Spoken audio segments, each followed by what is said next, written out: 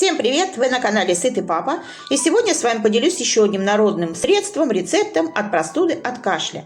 Но перед применением обязательно проконсультируйтесь с врачом. Это лавровый чай.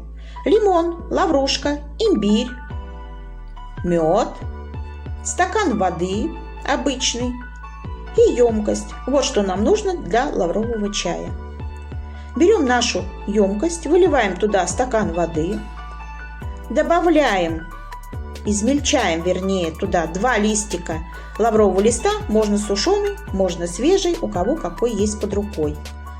Измельчаем не мелко, просто на кусочки рвем и ставим на огонь до закипания.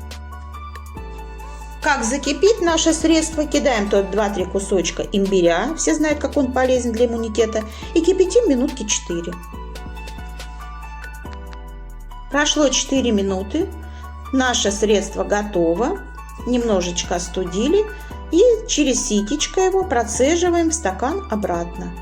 Вот и готов наш лавровый чай, почти готов. Обязательно даем ему остыть, нашему чаю, чтобы он стал теплым, не холодным, не горячим, именно теплым. Так как мед и лимон в дальнейшем будем добавлять, он может потерять все свойства. Наш напиток стал теплым. Сюда мы выжимаем половиночку лимона, можно поменьше, кто как любит.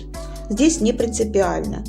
И добавляем чайную ложку меда, любого. Чайную ложечку добавили и хорошенечко размешали.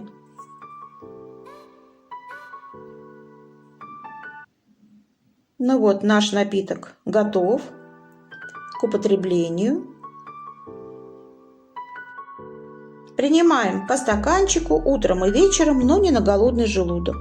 Надеюсь, что средство вам будет полезно. Подписывайтесь на наш канал, пишите комментарии, ставьте лайки. До новых встреч. Пока-пока.